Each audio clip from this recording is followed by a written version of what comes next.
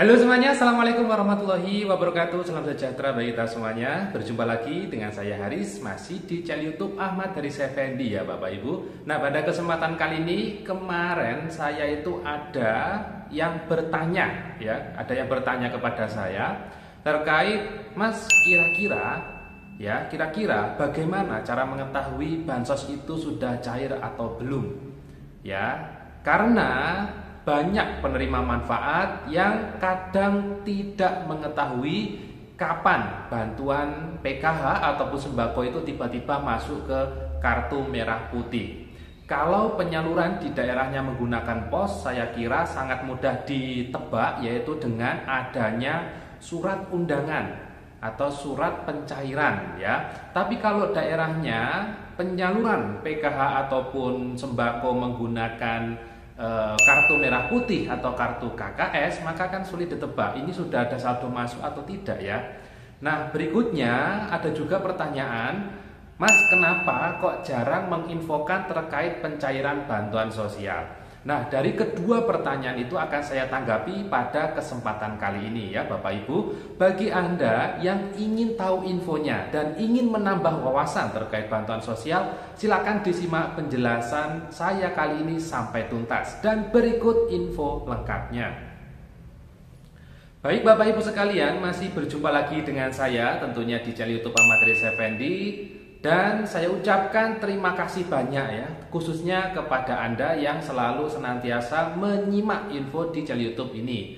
Mudah-mudahan informasi yang saya sampaikan bisa difahami, bisa dimengerti, dan tentunya bisa menambah wawasan dan juga referensi terkait bantuan sosial saat ini. Karena bantuan sosial itu setiap tahun tentunya akan ada perubahan-perubahan kebijakan. Ya, penyempurnaan terkait kebijakan sebelumnya, sehingga perlu juga disosialisasikan kepada masyarakat agar tidak salah paham karena kaitannya tentang uang.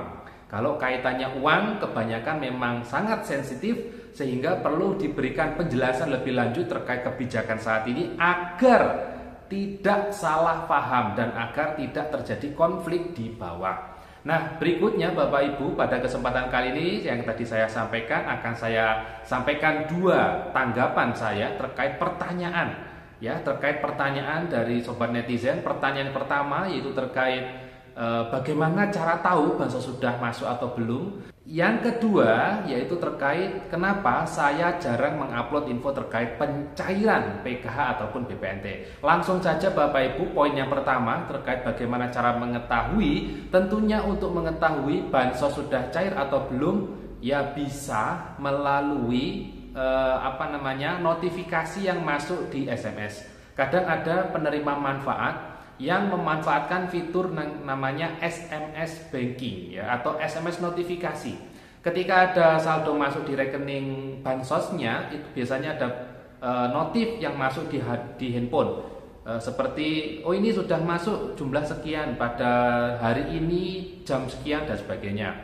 Nah, itu bisa diketahui dari situ. Kalau tidak memiliki SMS notifikasi, tentunya cukup mengetahui info yang dari tetangga-tetangga sekitar. Karena biasanya ada tetangga yang melakukan cross check bolak-balik ke ATM. Tapi biasanya kalau cross check bolak-balik itu kurang efektif ya Bapak Ibu ya. Info yang berikutnya untuk mengetahui bansos sudah masuk atau belum bisa menunggu info dari juru salur setempat, baik melalui petugas bank, pendamping dan lain sebagainya. Karena biasanya pendamping juga dapat info kadang dari bank menyampaikan bahwasanya bantuannya sudah masuk ya, ada saldo masuk dan sebagainya. Begitu ya Bapak Ibu.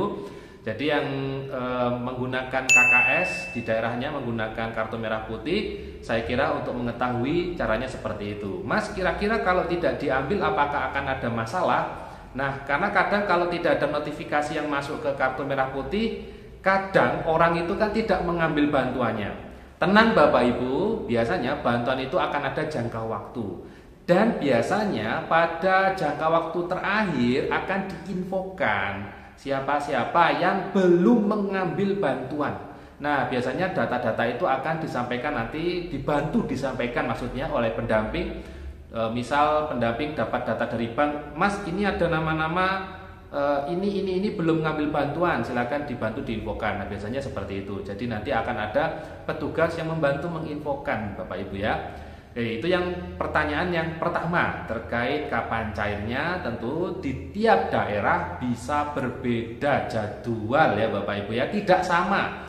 Nah, berikutnya pertanyaan kedua, kenapa kok saya jarang mengupload info terkait pencairan bansos ya Bapak Ibu? Karena begini Bapak Ibu, saat ini tahun 2023-2024 kali ini penyaluran bansos itu sudah berbeda dengan zaman dulu ya Bapak Ibu, zaman sebelum Covid katakan.